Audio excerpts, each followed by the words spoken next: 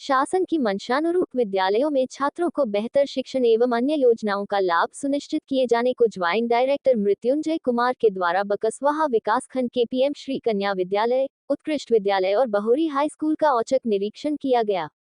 इस दौरान उन्होंने शिक्षकों की उपस्थिति पंजिका, कॉम्पोजिट ग्रांट रजिस्टर, छात्रों की उपस्थिति पंजिका आदि का अवलोकन किया, जिसमें खासी अनियमितता देखने को मिली। वहीं बम्हौरी स्कूल में निरीक्षण के दौरान 32 शिक्षक और कर्मचारी उपस्थित नहीं पाए गए, जिस पर प्रतिवेदन बनाकर कमिश्नर को रिपोर्ट किया गया।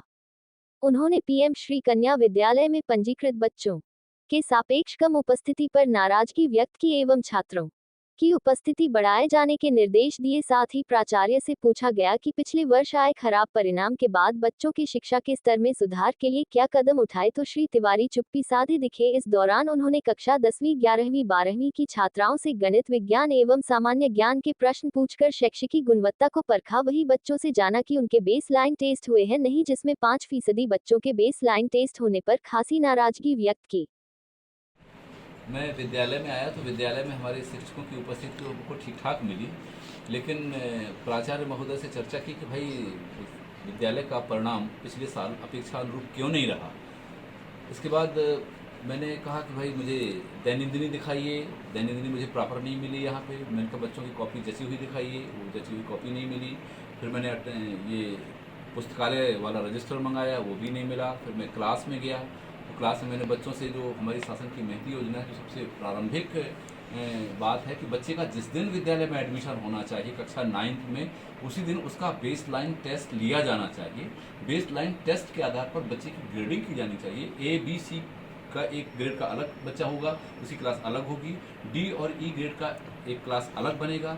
D और E ग्रेड की जो क्लास बनेगी वो कमज़ोर बच्चे होंगे, उनके साथ सख्ती से प्रतिबंधित किया जाएगा कि ABC ग्रेड वाले बच्चे ना बैठें, ताकि वो कमज़ोर बच्चे क्लास में जब जाएं तो अपनी बात शिक्षक के सामने रख सकें। इसमें आधा समय का बंटवारा है।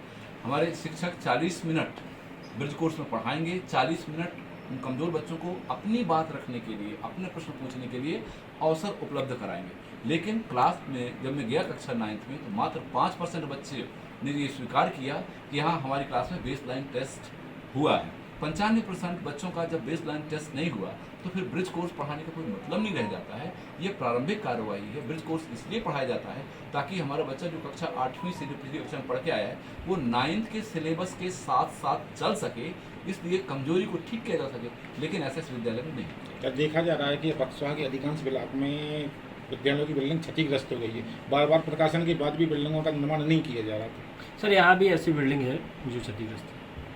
भाई बिल्डिंग क्षतिग्रस्त है तो इसके लिए प्राचार्य को चाहिए कि हमारे DO को और प्रशासन को अवगत कराएं, उस तरफ से इसमें कार्रवाई की जाएगी। सर वहीं जन सहयोग भी लिया जाना चाहिए।